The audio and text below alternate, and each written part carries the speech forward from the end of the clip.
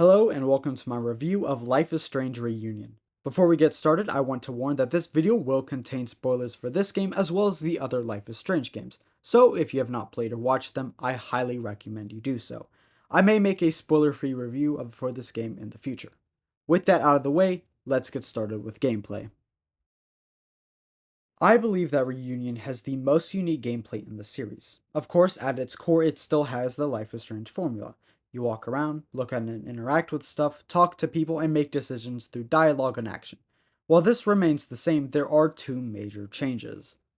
The first and more obvious one is that you play as two separate characters, Max and Chloe. While playing as the two different characters, you have different relationships with the other characters, and each one has the respective game's unique attribute. In Max's case, it is her original rewind time ability, and Chloe has her backtalk.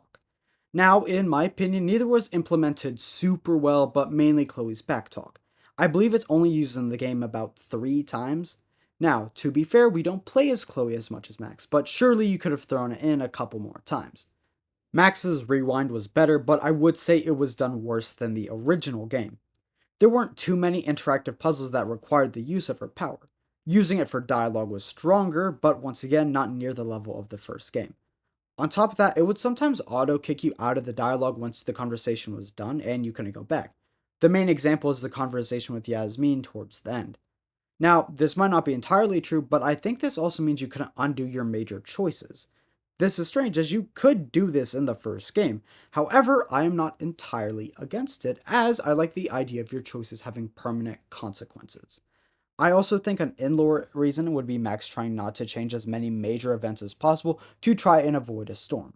Now, once again, I understand that her powers were not as fleshed out as the game is split between two characters, and you don't want one to feel significantly better than the other. Another interesting thing about having two characters is that there are times when you talk to and as both characters at the same time. This was an interesting mechanic that led to some really nice moments, but sometimes it was confusing which dialogue option was what, even with a graphic. Overall, it was an interesting mechanic that matched the game thematically and was done well. While I think it could have been done a little bit better, as it is, it led to some good moments, and it was cool to see Max's power used from an outside perspective. The second major gameplay element that was different was how the fire plot ended up working out. Normally, the main problem at the end of the game ends up being a choice between two options. Then, what ending you choose and how you played the rest of the game shapes how that ending plays out. However, in this game's case, it was more complicated. As each character, you had to choose from a list of different characters who you think would start the fire. Then, depending on whether you chose the right characters or not, a specific building's fire would be stopped and a life would be saved. On top of that, you could save more people through the actions you took while the main fire was happening. Then, at the end of the game, you get to see who and what you did and didn't save. This was a phenomenal mechanic, and I hope from here on out they do more stuff in this kind of style. Now, there is a problem I have with this, but that is more of a story issue, so I'll get into it when I talk about story. Overall, the gameplay was able to follow the same Life is Strange formula we know, while adding some new things that gave this game a unique feel. While it may not have been pushed to its full potential, it did a great job with what it had. Moving on to story. This game does something different with how it is formatted. All the other games were divided up into episodes or chapters, but this game was not. This is most likely because the recent games have been coming out all at once instead of one episode at a time, meaning there is no real reason to have it split into chapters. I like this as it keeps the story moving and the intensity high, although this does seem to limit the impact and frequency of smaller choices and interactions. Another thing is that this game has you pick some of your choices from the other games as they impact this one. As I will be primarily basing this review on my first playthrough, here are my choices. I chose to save Arcadia Bay, did not side with Sophie, and didn't romance anyone. With that out of the way, let's get into the actual story. Reunion starts 9 months after Double Exposure with Chloe at a bar, where she gets a vision that puts her in a place that contains a mix of Arcadia Bay and Caledon. She makes her way up to the Outlook where she finds Sophie on the ground and Max with a gun. Max shoots and Chloe wakes up. This leads Chloe to want to track down Max to figure out what is going on. This is a pretty strong hook, but if you're like me and chose to sacrifice Chloe, it feels weird to see her and be given little to no explanation. although you can assume it has something to do with Max merging the worlds in double exposure. The game then switches to Max, who has just come back from a trip, and gets a message from Moses saying that the campus is on fire, so she rushes over to the observatory. There she sees police, the building on fire, and protest signs, which say something about Loretta's march. She runs around the building, hearing people scream. Eventually, she sees Moses on the roof carrying Chloe, whom she doesn't recognize for now. She tries to rush to him, dropping her camera, which glitches out, before the roof collapses and an explosion happens, sending her back. In a moment of panic, she grabs a photo of her before she left for her trip and jumps into it.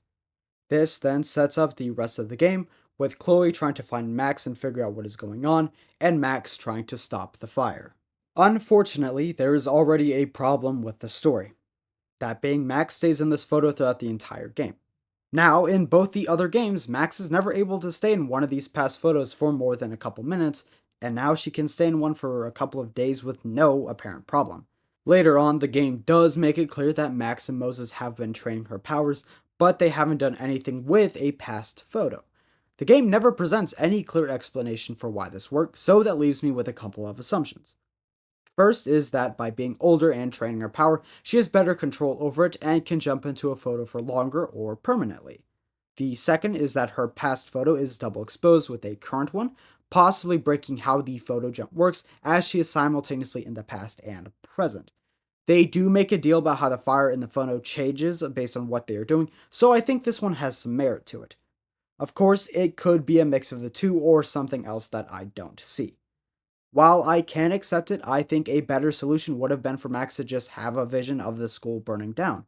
I don't think this would change too much of the story, as she could see everything she saw. This also solves the uncertainty of the photo jump. However, I could see it being criticized as a rehash of the first game. Also, the final choice in the game does revolve around the photo, but I'll get more into that later. So for now, let's get back to the actual story. Max makes her way to the observatory and finds Owen, the current president of Caledon, talking to Moses. Once he leaves, Max explains the situation to Moses, and they do some tests on her power. To keep the timeline somewhat consistent with the first one, Max goes to teach her photography class. While introducing her topic, she stumbles upon a shapeshifted Sophie.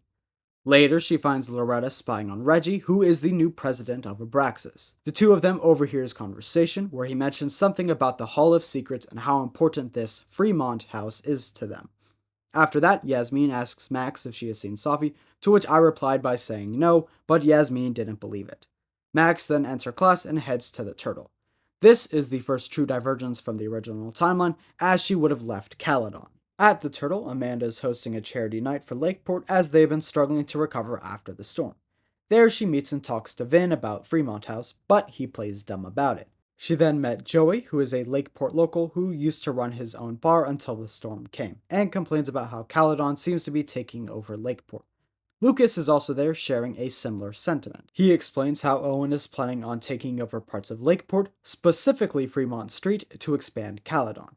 Hearing this, Max rushes over there to investigate. Just as she is leaving, Chloe arrives. Before she can enter, she gets into an altercation with a local named Ren. This causes both to be kicked out for the night by the security guard.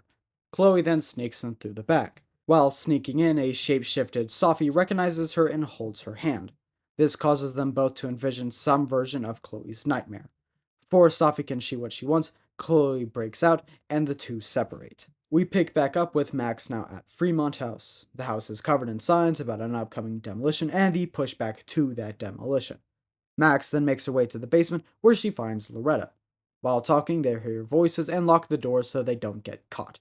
They then hear a countdown for a demolition, and Max uses her powers to disconnect the charges before they go off. They get out safely, and Loretta goes to get answers. Suddenly, Chloe appears with her truck, and she and Max go back to Max's place. The game cuts to the next morning with Max confused about Chloe and looking through her stuff. She goes to move Chloe's car, and Chloe wakes up and gets a good look at the place. When Max returns, they catch up. Chloe explains her visions to Max and asks about Sophie. Max then explains that Chloe should be dead, but she merged two different worlds when dealing with Sophie, and that seems to have had a larger impact than she thought. She later brings up that she has actually traveled back in time to stop the fire at Caledon. They decide that Chloe will go see Moses to see if he can figure out what might be going on, while Max gets information about what could cause the fire. When they reach the observatory, Max realizes that it was Chloe whom she saw Moses holding during the fire. Max goes into the administration building and finds Loretta in the library looking for info on Abraxas. Max helps out by looking into the meaning of Abraxas and Mabon. Because of this, they learn that the Mabon party will be held later that night at the Fremont house. Max tries to get info out of Vin about Abraxas, but he isn't very helpful.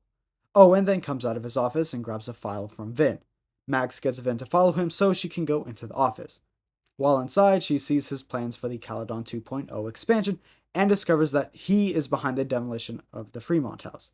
It also seems that the Owen who just left the office was actually Sophie, as the real Owen should be having a meeting with Reggie.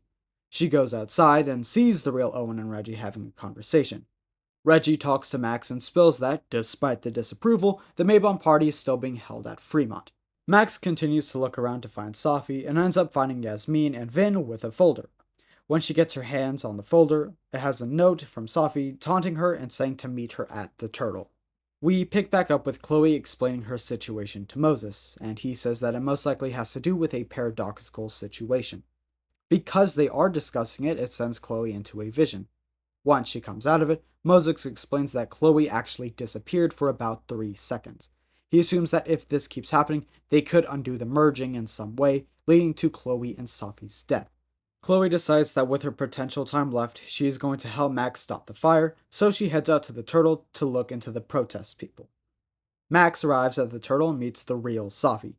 Sophie explains that she is back for Max after being on the road and getting horrible visions. Sophie then gets Max to remember her time in the storm and how she saw Chloe in the storm as well. Max says that she was trying to save both, but Sophie believes that Max has been selfish with her power, and to be honest, I have to agree, but I'll get into that more when I talk about Max and Sophie as characters. Sophie then asks about what Max is gathering evidence for and why she is considered a suspect. I chose to tell her the truth about the fire. Sophie appreciates the truth but is a bit cynical about the fire. She then gets a call from Diamond and goes to answer it. We then cut to Chloe inside the bar, where she gets information from Joey, Ren, and Lucas about the protest that will be happening tomorrow. Once she is finished, she makes her way outside to meet with Max. They lightly discuss their findings before Chloe grabs an Abraxas mask from Sophie's bag and gives it to Max. The two then head over to a boat and head into the lake. There they have a nice moment, continuing to talk about their findings and reconnecting. Later that night, they head to the Mabon party. Max makes her way inside and bumps into Reggie. He offers her a sip of wine, which she takes and then gets some info out of him. She learns that there is something in the Hall of Secrets that the Board of Caledon doesn't want to get out. He also mentions that he left his notes down there. With this information, Max makes her way back outside, gives Chloe a mask she stole, and tells her about the basement. Max stays to keep looking around, but is acting a little weird. Chloe heads down and finds a hidden door leading to the Hall of Secrets. Once inside, she finds some old information and pictures. Before she leaves the basement, someone with a sledgehammer comes down, enters the Hall of Secrets, and breaks a back wall. Reggie comes down and is startled by Sledge, and Chloe plays some police sirens over the speakers, scaring both away. She makes her way back into the Hall of Secrets and finds a wall destroyed and a box on the floor. Meanwhile, Max is looking around again, but things are clearly off. Max seems to be tripping. I personally really like this moment, as I always love trippy sequences in games, and I think this one was well done. It ends with her in the house looking at a mirror with another version of herself taunting her. She then hears the sirens that Chloe played, and Reggie comes up talking about how he was almost attacked, so Max rushes down to the basement to check on her. When she gets down there, Chloe calms down Max. They then look into the box and find a skeleton. Suddenly, the guy comes back down and takes the box with him. The two go back up to find him gone, and Sophie impersonating Reggie. She runs off, and the two turn around to find that someone has spray painted "You'll all burn" in red. We then cut to the following morning with Max, Moses, and Chloe in the observatory. Chloe reminds Max about everything that happened and shows her some photos. First, she shows her the double exposed photo she jumped into and says that the fire has shifted, implying something that they are doing is having an impact. She then shows her the photos she found in the Hall of Secrets. Max's powers then project the photos onto the ceiling, and we hear some of what is happening in the photos. It appears some local sneaked into the party, drank a lot of drugged wine, and killed himself. They then assume this is the person whose body is in the crate and the thing the board is worried about. We then head to Moses' office to review all the evidence and suspects, and come to the conclusion that it is hard to tell who exactly will start the fire, but the protests and the Abraxas house are the main factors.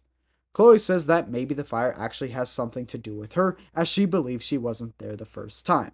I made the choice to tell Chloe that she actually was there in the original timeline and died with Moses. This upsets Chloe a bit and she heads outside. Max follows and they comfort each other. Then they make a plan. Chloe will head to the Turtle to get more info on the protest before it starts, and Max will head to the administration building to learn more about what Owen may have to do with this. Before the two part ways, I had them hug. Chloe makes her way to the Turtle and investigates the three main protesters. She is able to narrow it down to Ren, as he has red spray paint cans in his backpack, and she gets him to confess that it was his dad who died at the Abraxas party.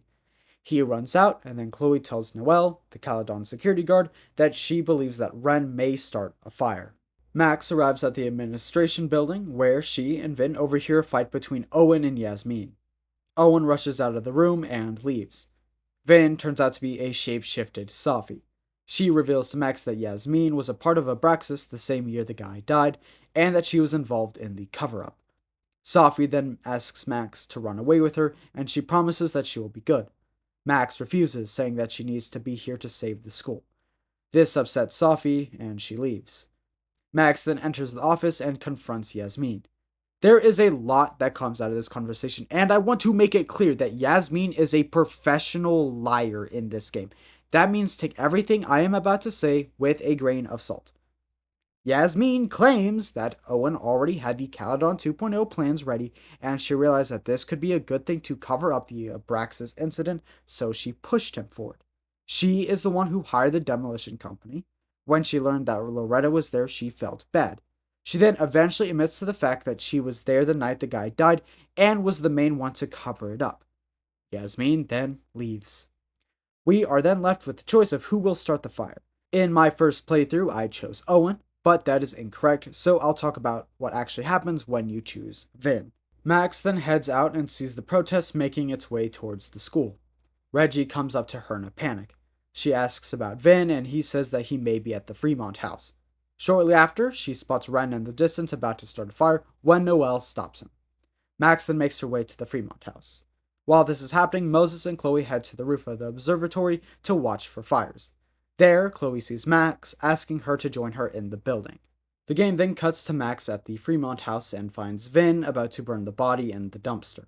Max shows him that the undetonated explosives were in there, and had he started the fire, he would have blown up. Max asks why he is doing this, and he says it was to protect Yasmin, as she had always looked out for him and was his mentor. He simply wanted to return the favor. Max says that he is heading down the same path that Yasmin is, and he leaves before Max can call the cops. We then pick back up with Chloe, where it turns out she saw a shape-shifted Safi. There, Safi makes the same proposal that she did to Max. Chloe also refuses, and the two argue a bit about their situation, causing them to go into a vision. Because they freeze in place when this happens, it causes Safi to drop her lit cigarette into a trash can, starting a fire. The two make their way to the lighthouse, then end up in a white void, and Max is frozen with a gun. Safi, defeated, believes that her only course of action is to accept her fate and get shot. Chloe was able to convince her that they were given a second chance and have a right to live. All they need to do is want to. The two start coughing because of the smoke and snap out of it. To be honest, I have some problems with this moment. While this is a moment you can technically fail, causing Safi to die, the stakes don't feel incredibly high. To be honest, I was a bit more worried about the fire that was going on next to them. It just doesn't have the same emotional weight to it as Kate's situation in the first game. Also, where in that game it was a closer split between pass and fail, the vast majority of players in this game passed it, meaning it wasn't a hard thing to do. Now, my real main issue is that this is how the Chloe-Safi mesh world plot ends. The whole situation is that these two could unravel their realities and die, but the solution was apparently just, you have to want to live. And that's literally it for this plot. It has no relevance after this. In my opinion, it is incredibly anticlimactic and contradicts how the universe tries to balance things out in both one and double exposure. I'll get a bit more into this later, so for now, let's get back to the story. Max makes her way back to campus and sees the observatory on fire. She bumps into a custodian who tells her about the water valves. She goes around and turns on the water before making her way around the building. She makes her way in and uses her powers to bring everyone to the roof. This is a really dumb thing in my opinion, as she probably could have just gotten everyone out of the building, but whatever. Now they are all on the roof in panic. The ladder falls, the roof starts to collapse, and Chloe gets blasted off the roof. Max tries to wind her back up, but can't. Max then uses her powers to get out of the building and save Chloe from her fall. To be fair, Max has been using her powers a ton and is exhausted after this, but had she just gone them all out in the first place, there'd be no need for the theatrics. Now I understand it's to add stakes, but you see what I'm saying. Everyone gets down safely, and they make their way to the overlook and watch the building burn. The game then cuts to a few days later with Yasmin giving a speech at the Turtle. After her speech, Max goes around and checks in with everyone. While at the Turtle, you can also see who and what you did or didn't save. In both my playthroughs, I couldn't save Jeanette. I have no idea how you were supposed to, and a little over 50% of people did, but I saw no way that you were supposed to know she was in there. Once Max makes her rounds, she talks to Chloe and the two hit the road. We pick back up sometime later with Chloe back at the bar from the beginning of the game. While there, she finds a letter from Moses containing the photo that Max used to jump. He says he feels guilty for hiding it, but figures Chloe will know what the right action to take with it is. You are then given the final choice: burn the photo or give it to Max. If you choose to burn the photo, Max lives in ignorance, and the two of them eventually make their way back to Arcadia Bay. Now, if you know me, or have seen my Life is Strange 1 or Double Exposure review, you would imagine that this is the ending I would pick. In those games, I'd constantly talk about the risk of using powers and causing a storm. However, this game shows us that there are apparently no risks in Max using her power, altering time, and saving lives. It is possible that the fire could be entirely avoidable, but then what happens after that? We don't know. This led me to choose to give the photo to Max. In that montage, we see the two together, Chloe alone in a bed, Max back at Caledon with her photo, meaning she most likely jumped back into it, and it ends with the two holding each other in what appears to be a sad way. I assume what this means is that Max goes back, tries to change things, but can't, and finds comfort in Chloe. However, we do not know for sure. These moments are actually shown after the end of credits. What actually happens after you make your choices is that the two walk down the hallway, and we get a montage of Max and Chloe in Life is Strange, Before the Storm, Double Exposure, and Reunion. And with that, we have the main story of Life is Strange Reunion. At the surface level, I think this story is fine. There's nothing egregiously wrong with it, and it gives a more bittersweet ending. However, the more you look into it and think about what could be, the worse it gets. Now, I'm about to really dig into this game. I want to make it clear, that is not me saying that this game is horrible and that I hate it. I think this is a decent game, and I definitely had moments where I enjoyed it. However, I feel like I've been pretty restrained when it comes to genuinely criticizing these games. I am doing this out of genuine love and care for the series. I want it to be the best it possibly can be, but that means I have to be completely honest. There are a couple main problems I think this game had. The first is that they were really trying to cater to the Max and Chloe side of fans. Now, I understand that a big chunk of the fan base is here for the relationship between Max and Chloe, and that a lot of people were upset with how they handled Chloe in Double Exposure. I think this then forced them to make a game that ended positively between the two. Now, I'm not against games having happier endings. After all, True Colors is my second favorite Life is Strange game, and one of my favorite games of all time. However, this follows the story of the first game, and the first game had so many deep and emotional moments. This game was marketed as the grand finale to Max and Chloe, and yet the first game has way bigger stakes, character development, and emotional impact.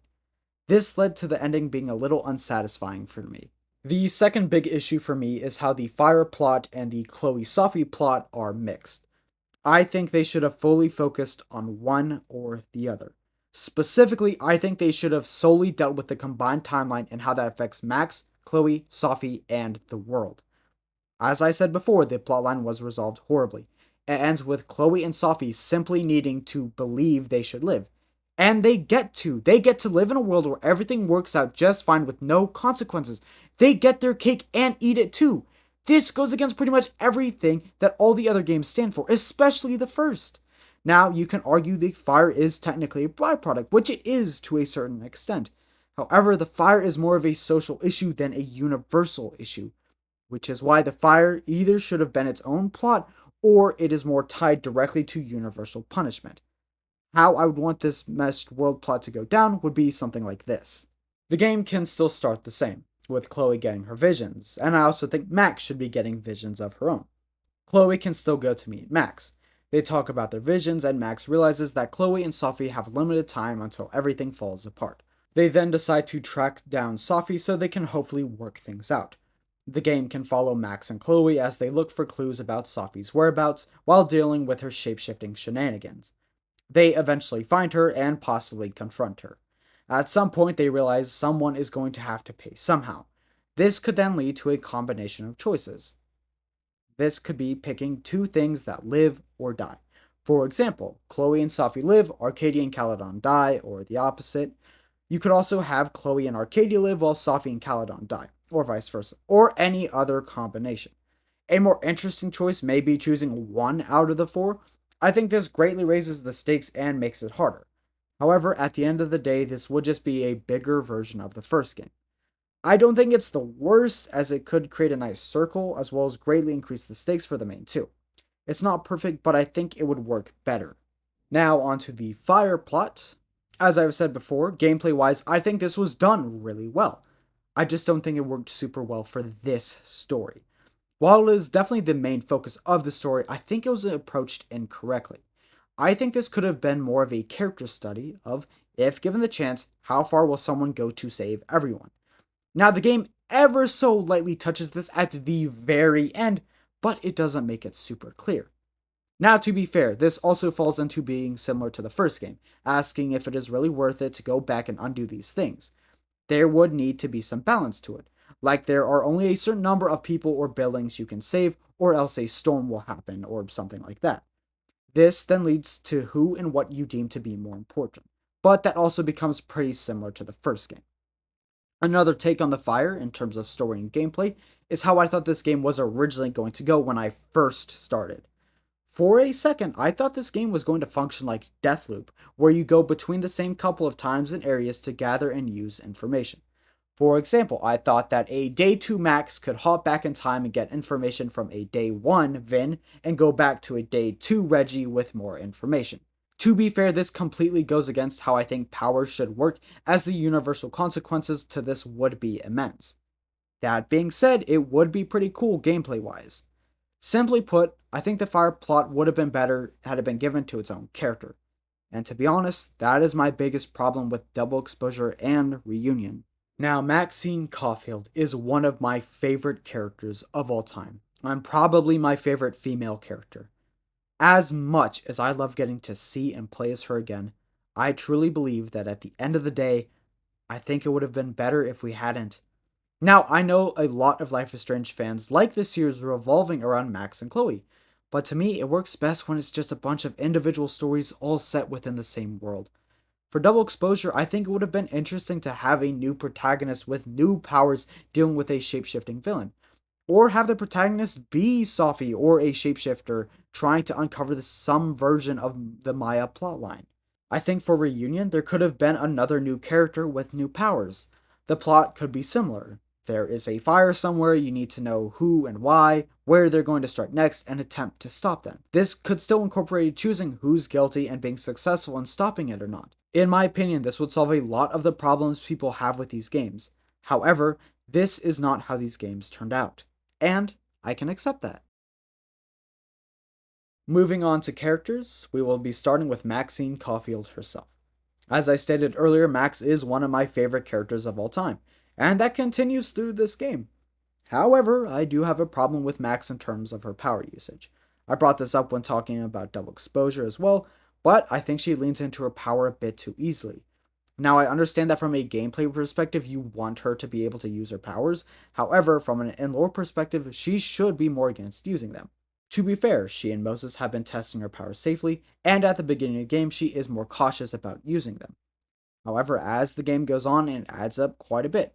Once again, I think the lack of consequences from using her powers ruins part of the message of the first game and even Double Exposure. Talking about Double Exposure and powers, let's move on to Sophie. First things first, I actually really like Safi as a character in both games. The thing I find most interesting about Safi in Reunion is how she and Max have switched views a bit from the last game. In my playthrough, I was against supporting Safi, saying that there are always consequences for using powers. Now, in this game, Max is using her powers for what she deems as right, and it is a good reason, but it contradicts her statement. Meanwhile, Safi says maybe the school is meant to burn down, and that Max is using her powers a bit selfishly. In my opinion, Safi should be right. However, the person who is truly right in context to the game is the one and only, the GOAT, Moses. He says maybe the fire is meant to happen. It's simply doing everything they can to make the outcome as good as possible. While I would prefer more universal justice, I can't accept this as a satisfactory explanation. I also think this makes Max's powers more fair to her, and not you use it, the world's gonna get cooked. Anyway, back to Safi.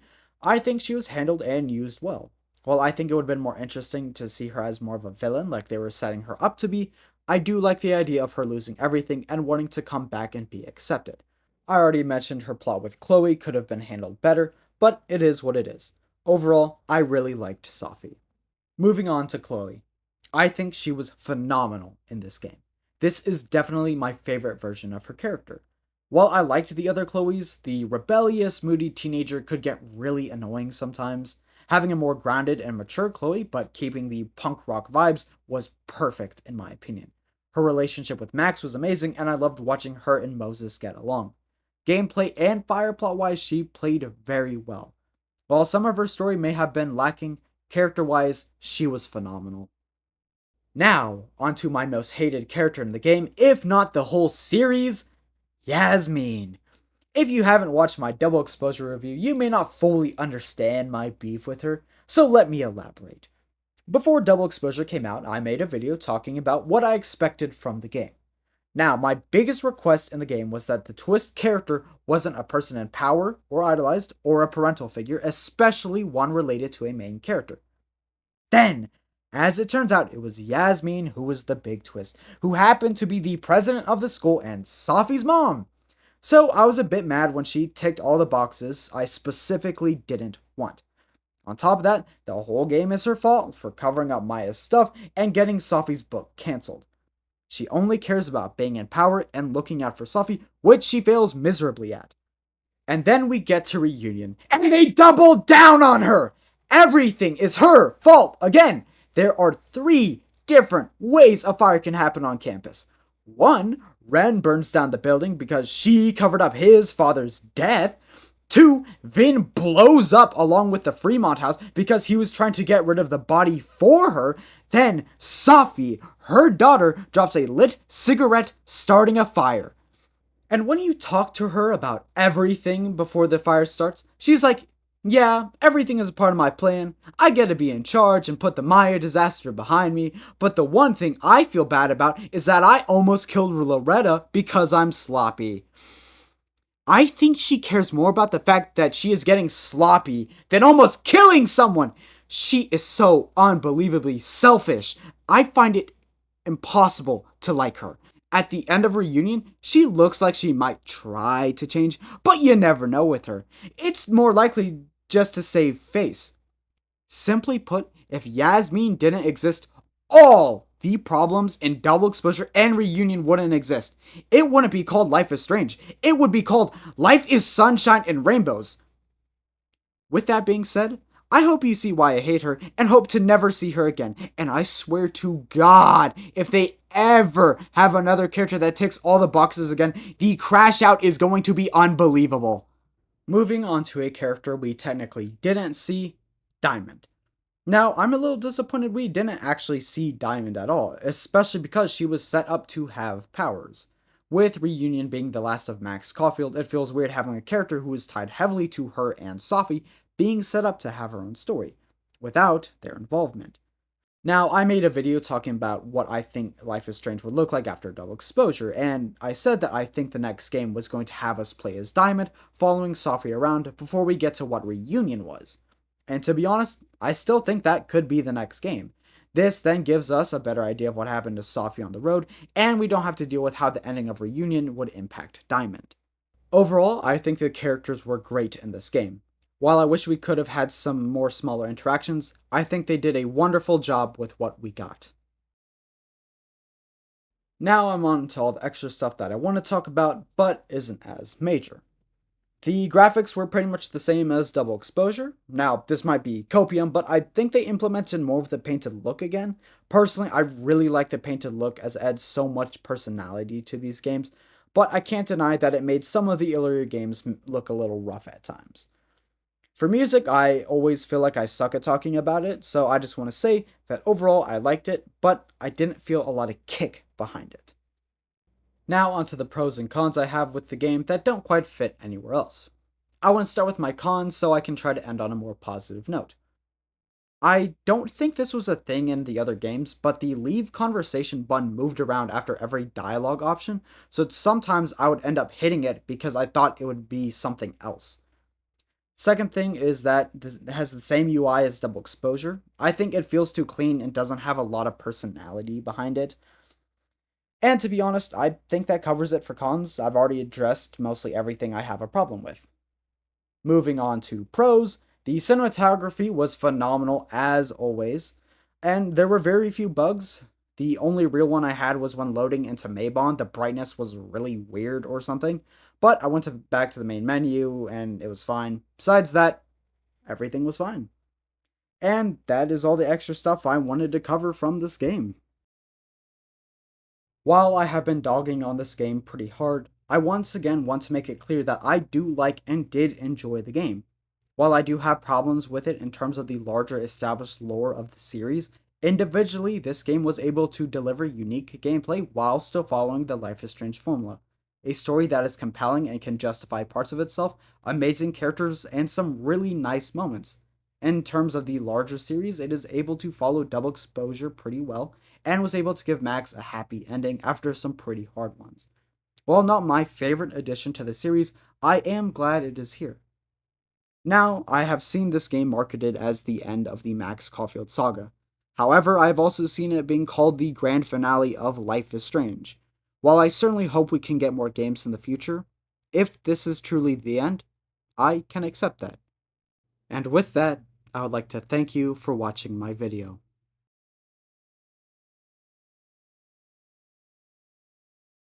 If you made it to the end of the video, let me know what you thought of Reunion and how you think the series will shape out from here. What were your favorite or least favorite parts, characters, and choices? Or anything else you want to say that is somewhat on topic. And with that, I'd like to once again thank you for watching.